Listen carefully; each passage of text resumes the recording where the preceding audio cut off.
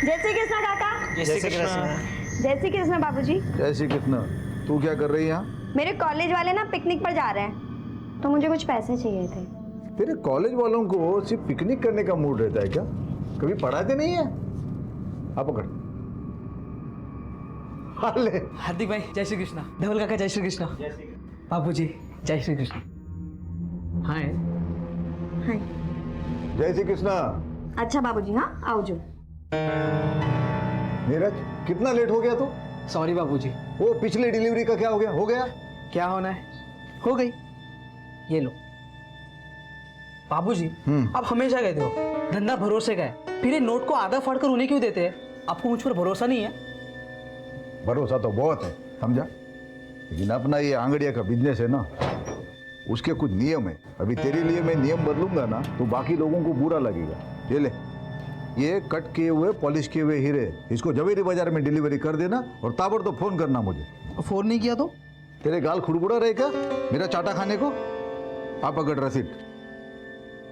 आप मेरे बाबा समान हो, जितना चाहे मार सकते हो, पर सोचो अगर जाते थे मेरा एक्सीडेंट हो गया तो? चुप चुप बोल। देख, मेरे पास 3 लोग हैं, धवल भाई, हार्दिक और तू, जिनके ऊपर आंख बंद करके विश्वास करता हूं मैं। ये अपना आंगड़िया का धंधा जो है ना, ये बाएं हाथ में क्या है दाएं हाथ को मालूम नहीं पड़ता। ऐसे अभी तू जो डिलीवरी लेके जा रहा है ना, वो पार्टी को मालूम नहीं कौन उसका माल लेके आ रहा है, कैसे आ रहा है मुंबई, समझा? चल अब निकल जल्दी, वो बाहर ऑटो खड़ा है, वो रेलवे स्टेशन छोड़ देगा तुझे। चल आता हूँ बाबूजी। जय श्री कृष्ण। संभल के जाना।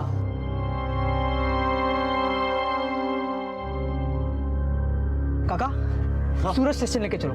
हाँ ठीक से। एक काम करो, ट्रेन के लिए बहुत टाइम है। हाँ आप नवागाम लेके चलो। अच्छा ठीक से। हाँ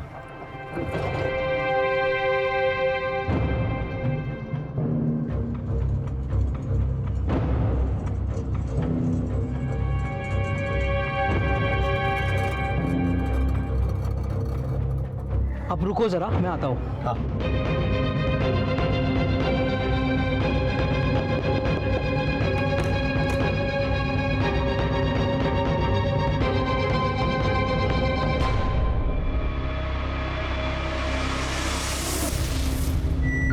भैया सूरज स्टेशन लेना।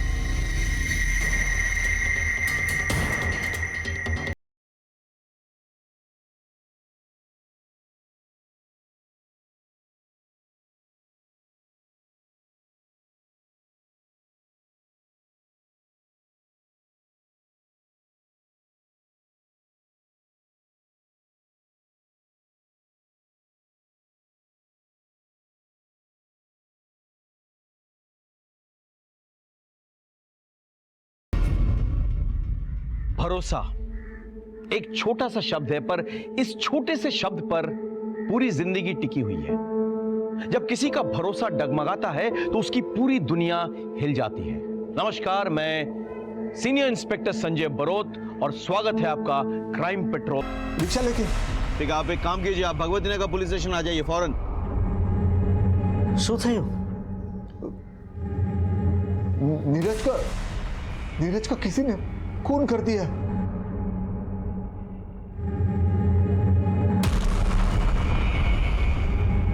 अजय सर, आगे सीसीटीवी चेक करो आप, हाँ? और जरा लोगों से पूछताछ करो और इस ऑटो का जो रजिस्ट्रेशन नंबर है ना, उसके डिटेल्स निकालो, पता करो इसका मालिक कौन है और चलाने वाला कौन है। सर चलो पांड्या देखो आसपास।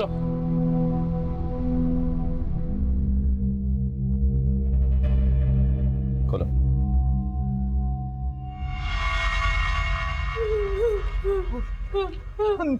नीरज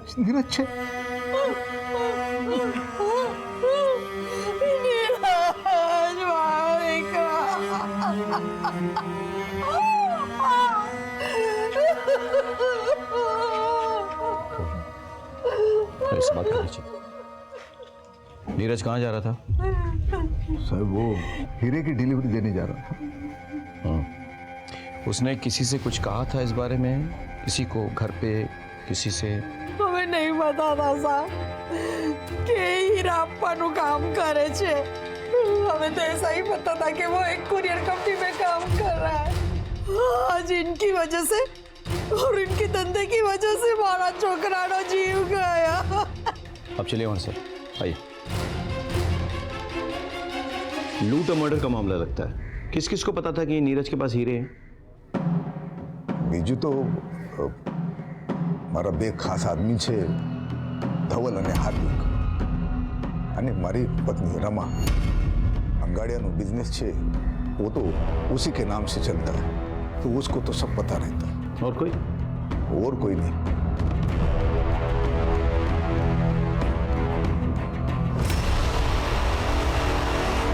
नहीं सर, हमने किसी को नहीं बताया। हमें શું કામ કોઈને बताविए? नहीं सर, कोई नहीं, पण नहीं। हाँ साहब, इन लोगों ने कुछ नहीं किया। अब इतना भरोसा कैसे कर सकते हैं? अब ये हमारा धंधा जो है वो भरोसे और ईमानदारी पे ही चलता है। ये धवल भाई, हार्दिक हमारे पास बहुत सालों से काम कर रहे हैं, तो इनके ऊपर तो आंख बंद करके विश्वास करते हैं।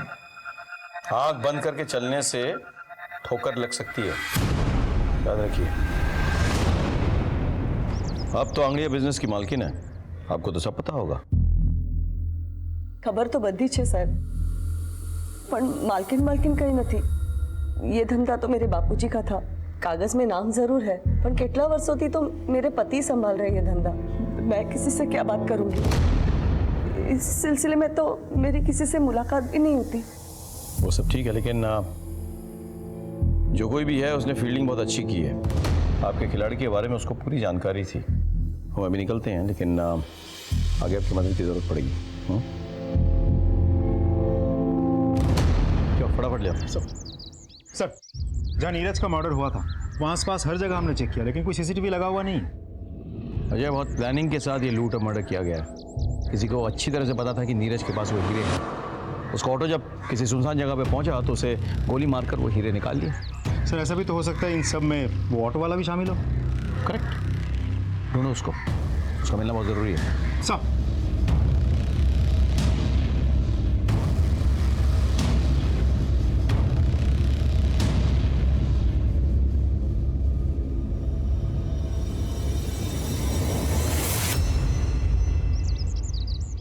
अरे ऐसे पैसे का क्या मोल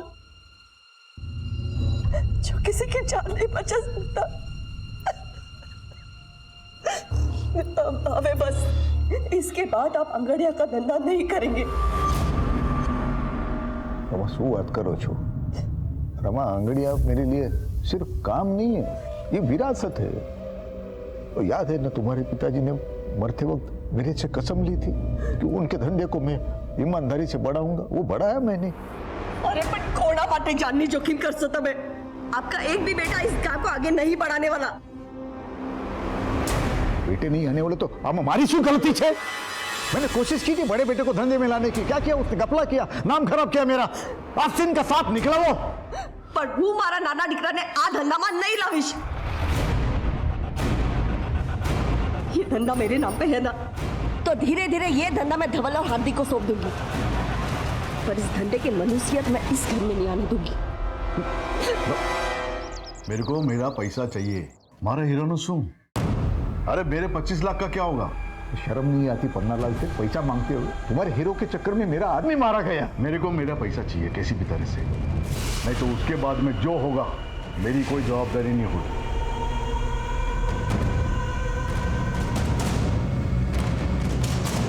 क्या नीरज के साथ किसी की दुश्मनी थी, कोई अफेयर? सब ये सवाल आप मुझसे क्यों पूछ रहे हो? सकता है किसी का उससे कोई झगड़ा हो गया हो और वो असल में नीरज को मारने आया हो और मारने के बाद उसे लूट की शक्ल दे दी। मेरे बच्चे के पास तो ये घर को संभालने और अपने छोटे भाई बहन को संभालने के बाद समय ही कहाँ बचता था। बहुत जिम्मेदार बच्चा था मेरा, उसके लिए तो ये घर ही सब कुछ था।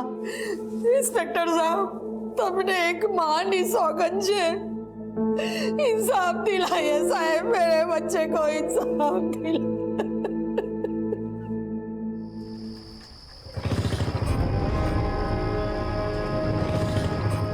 कौन हो तुम लोग? ये क्या कर रहे हो?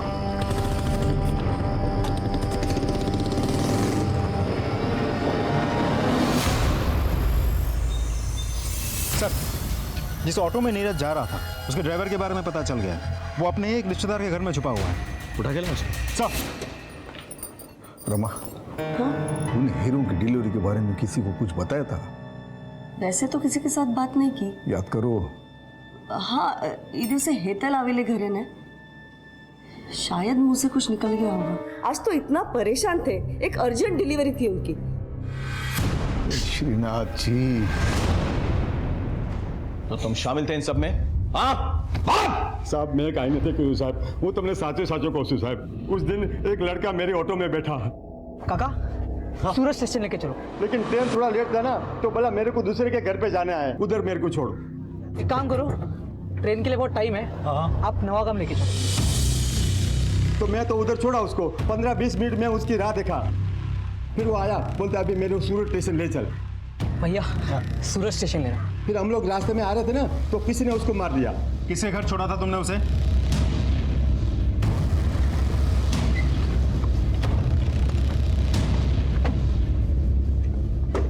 आप नीरज को जानती हैं?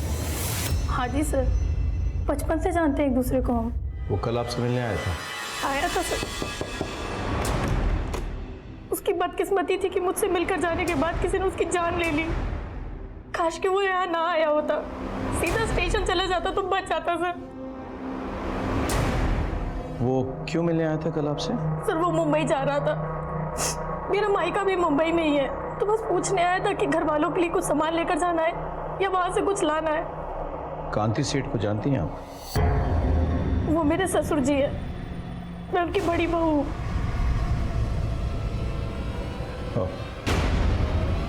ठीक है, हम चलते हैं, कांति सेठ से मिलके आते चलो। हेतलनी बात एकदम साची है साहब। नीरज अपने परिवार के साथ हेतल के पड़ोस में रहता था। उन दोनों में एकदम भाई बहन का रिश्ता था। तो आप कह रहे हैं कि हेतल का इन सब से कोई लेना देना नहीं है? नहीं साहब, ऐसा नहीं है, हो भी सकता है। कैसे? हेतल का पति मेरा बेटा कल्पेश है। आप अपने बड़े बेटे कल्पेश पर खून का इल्जाम लगा रहे हैं? लोगों का भरोसा तोड़ के बाप का नाम मिट्टी में मिलाना चाहता है तू? आज से तारा मारा रिश्ता खत्म।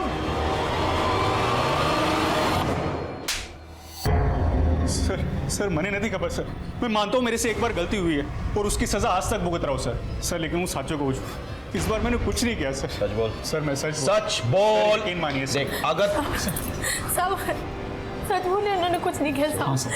मैं झूठ नहीं, मैं झूठा। सर अरे बेहोश हो गई। सर प्लीज हॉस्पिटल ले जाओ। चल सर।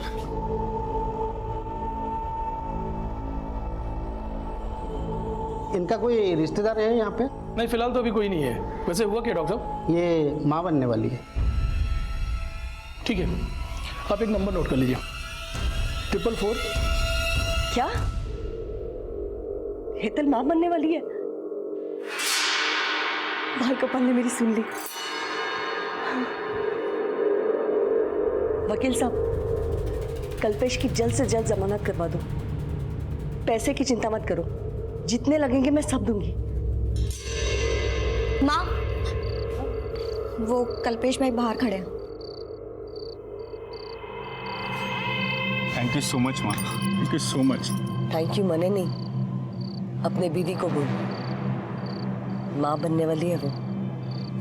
अगर अपनी जिम्मेदारी का जरा भी ख्याल है ना तुझे, तो जाके पहले उसका ख्याल रखना। ठीक है माँ।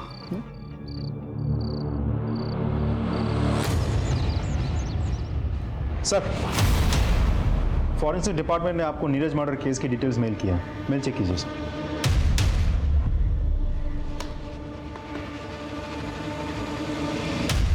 इस रिपोर्ट के मुताबिक नीरज को 2 अलग अलग गन से शूट किया गया था।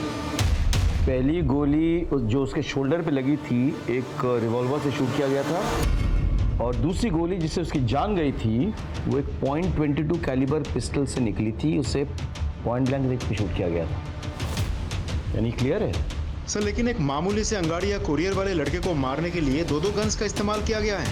बात कुछ हजम नहीं हुई सर। रमा, तूने कल्पेश की जमानत करवाई? हाँ। क्यों? तुमको पता है ना वो कैसा है? खुद जो भी है, जैसा भी है, हमारा छोकरो छे। और आपने पुलिस के आगे उसका नाम लिया ही कैसे? बहुत सही किया, लेकिन तुमने उसकी जमानत करके बहुत गलत किया। गलती मैंने नहीं, तुमने की है। छोटी सी गलती के लिए मारा डिकरा ने घर से बाहर निकाल दिया। वो जुआ खेलने के लिए मेरे बिजनेस का पैसा चुराया उसने, छोटी सी गलती है। बिजनेस तमारो नहीं, मारो छे। और अगर बच्चे गलती करते हैं ना तो माँ बाप उसे सुधारते हैं। रमा कल पे एक बच्चा नहीं है तो मैं क्या करती? उसको लॉकअप में रखती, उसके बीवी को अकेला छोड़ती।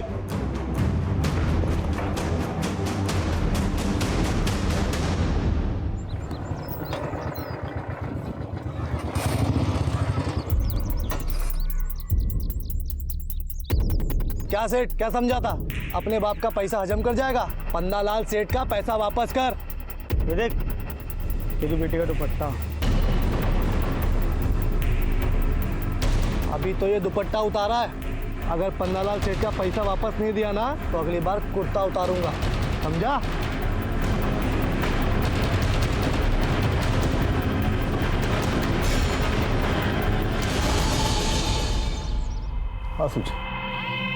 हाँ सूझे। अंदर चल।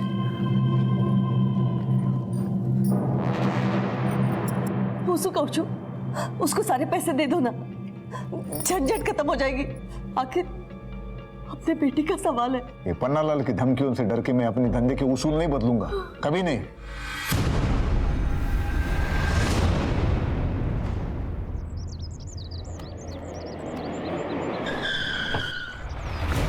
क्या कर रहे हो? छोड़ो छोड़ो छोड़ो छोड़ो छोड़ो मुझे। नया, तुम जरा पता करो कि हाल फिलहाल एक रिवॉल्वर और एक .22 कैलिबर पिस्टल किसने खरीदी। हो जाएगा साहब, चलता हूं। आपको क्या लगता है सर? मेरे थ्योरी के हिसाब से एक वो नौसिखिया जिसने उसके कंधे पे गोली चलाई और दूसरा प्रोफेशनल जिसने पॉइंट ब्लैंक रेंज में उसके छाती पे गोली लगाई। लेकिन क्यों? तुम्हें क्राइम सीन याद है सर? नीरज की बॉडी, उसकी शर्ट के बटन्स किस तरह से खुले हुए थे? ऐसे कमीज के अंदर ही आंगड़ियां अपने कीमती सामान छुपाते हैं,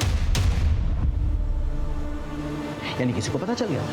लेकिन साथ ही साथ तुमको याद होगा उसका वॉलेट निकला हुआ था, किस तरह से उल्टा पड़ा हुआ था, यानी कि किसी ने उसके पॉकेट्स और वॉलेट भी टटोले थे। मतलब पहले कोई नौसिखिया और फिर प्रोफेशनल आदमी। करेक्ट। लेकिन सोचने की बात यह है कि ऐसी सीक्रेट बात एक नौसिखिया और एक प्रोफेशनल दोनों को पता चल गया, कैसे?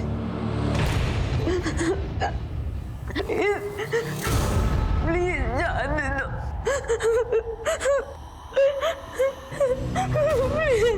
जाने दो। चुप, बिल्कुल चुप। प्लीज जाने दो।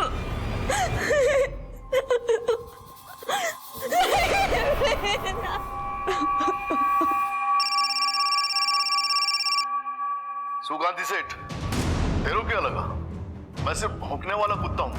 अरे पन्नालाल सेठ नाम है मेरा। मैं भौंकता भी हूँ और काटता भी हूँ। अगर तूने मेरे पैसे नहीं दिए ना तो ये सिर्फ ट्रेलर था, मैं तुझे पूरा पिक्चर बना के दूंगा, समझा क्या? हेलो सुधो, पन्नालाल सेठ की इतनी हिम्मत, मैं भी पुलिस को फोन करता हूँ। सामने हमारी बात बस करो, उसे पैसे चाहिए ना, आप ही दो इन्हें पैसा। लेकिन रमा, मेरे नाम पे जो जमीन है ना उसे बेच दो, उसको मुंह पे फेंक के आओ पैसे। मेरे लिए मेरी बेटी से बढ़कर और कुछ नहीं है।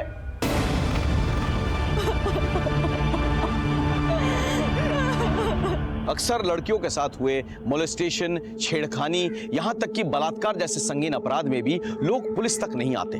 यह सरासर गलत है।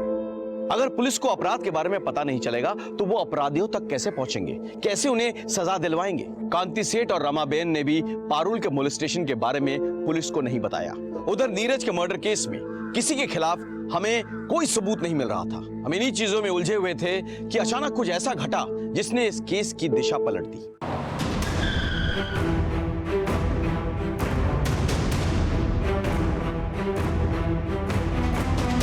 सर, लाश को सबसे पहले नौकर हार्दिक और पंचुल ने देखा, फिर बहू जिग्ना और विपुल। मैंने ही आप लोगों को फोन किया। पूरी जगह को देखकर ऐसा लग रहा है जैसे किसी ने कुछ भी टच तक नहीं किया है। हा?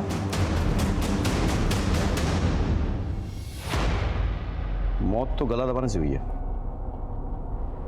और घर पे कोई फोर्स एंट्री भी नहीं हुई सर। यानी कि जो भी आया था वो पहचान वाला था, तभी दरवाजा खोला गया था। घर में कुछ मिसिंग है जी सर, 15 लाख रुपए। 15 लाख कैश? घर में क्या कर रहा था? जी वो बाबूजी ने किसी को डिलीवरी देने के लिए रखवाए थे।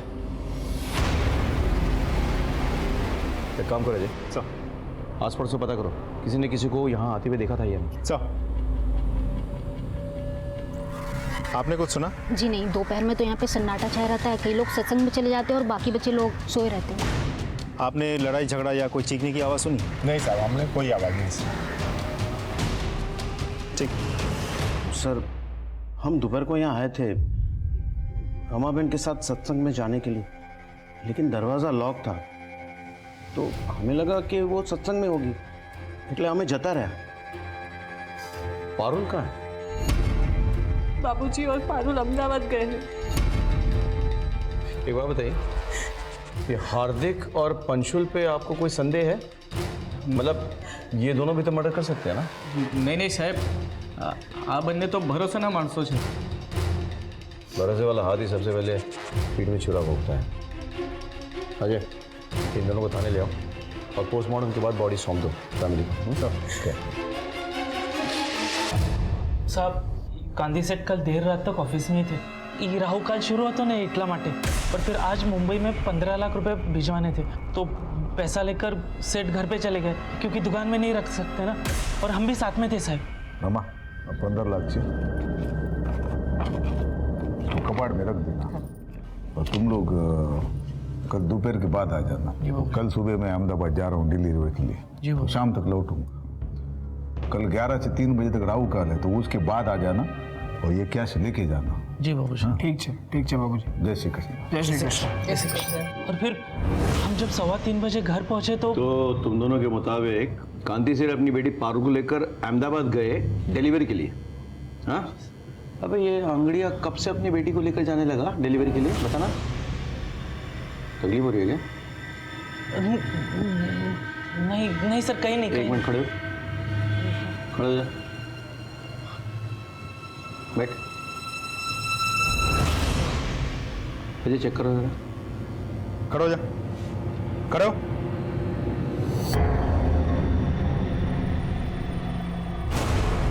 क्या है ये? सर, ये कहाँ से है? सर गांधी सेठ ने दिया था। बाबूजी बंदूक? खबर से मने, अपने धंधे में आज तक हमने गन वन कभी रखा नहीं था, लेकिन तुमने देखा ना नीरज के साथ क्या हो गया। सेठ ने दिया था? सच में सर? हाँ, इलीगल आर्म्स लेके घूमते हो? हो सकता है 15 लाख की लालच में रमाबेन की हत्या तुम दोनों ने की हो। नहीं सर, हमने। अजय, बंदूक जब्त करो, ठीक से पूछताछ करो। सर कुछ नहीं किया।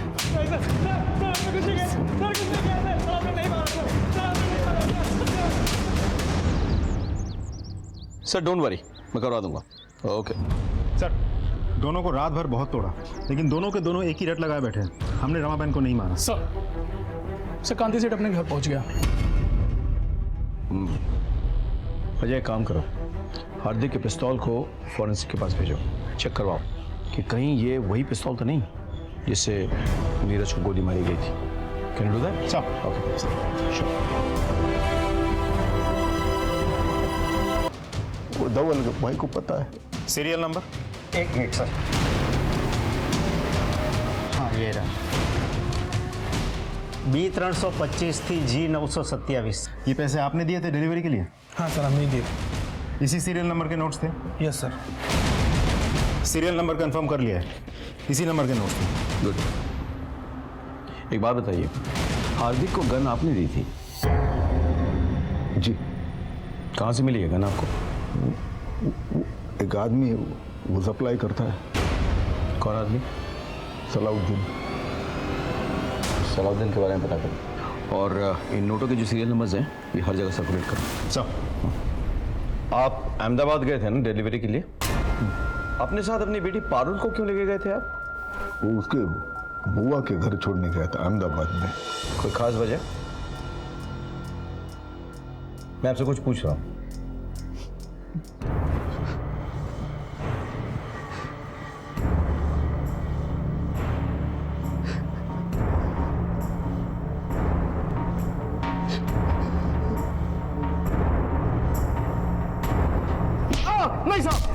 नहीं साहब बस बस बस बस इधर निकाल।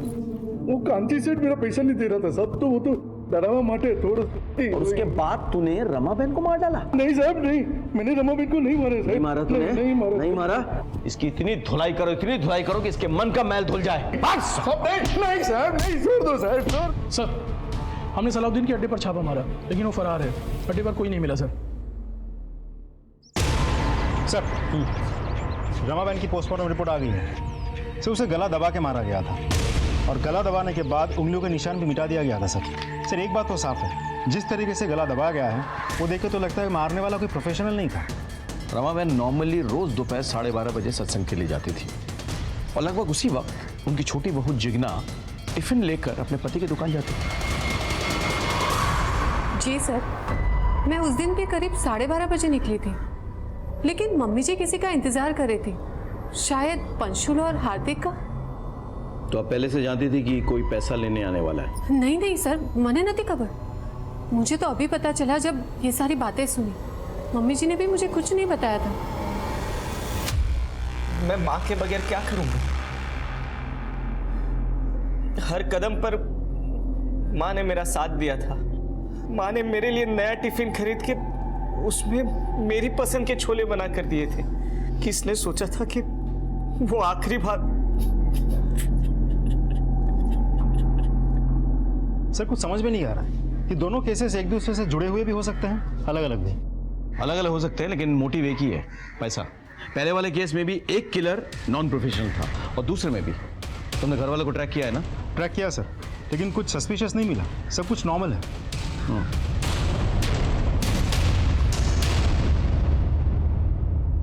सर आपका शक सही था। हार्दिक के पास से हमें जो गन बरामद हुई थी, उसी गन से पॉइंट ब्लैंक रेंज से नीरज को मारा गया था, और ये वही गोली थी जिससे नीरज की मौत हुई थी। जाके उठाकर लेकर आओ दोनों को सर। गन दोनों कांति ने दी थी ना? हाँ साहब, पर आगन तो मैंने नीरज की हत्या के बाद खरीदी थी। सलाउद्दीन तो फरार है, पुष्टि कौन करेगा? क्यों खरीदी थी ये गन? सर वो नीरज की हत्या के बाद वो मन में डर बैठ गया था, इसलिए। ठीक है, अभी आप जा सकते हैं, लेकिन हम आप पे नजर रखेंगे। भागने की कोशिश मत कीजिएगा। जी सर।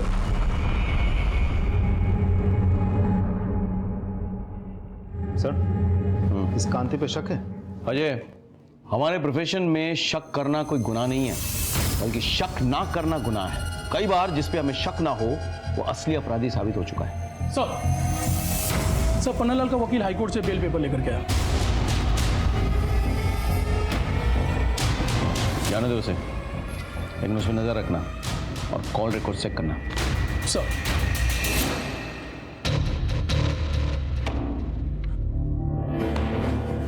क्या भाई कल्पेश, आज तो बहुत पैसे आ गए तेरे पास। नहीं सर। लेके चलो इसको।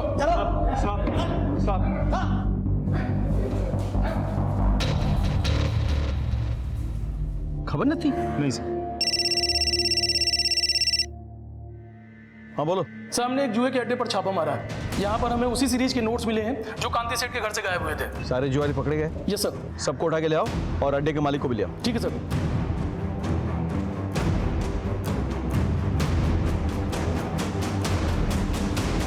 कल्पेश।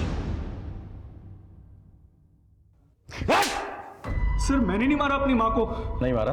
नहीं सर। ये पैसे कहाँ से मिले? पैसे ये सीरियल नंबर चेक किए जा चुके हैं। बोल। सर ये तो वो पैसे हैं जो माँ ने हितल को दिए थे सर, और हितल ने मुझे दिए। अच्छा? हाँ सर, सच कह रहा हूँ। चलो बुलाओ, लेके आओ उसको। जी ये सच बोल रहे हैं। मैं गई थी उस दिन माँ जी के घर। अरे वाह, जितना बड़ी अच्छी खुशबू।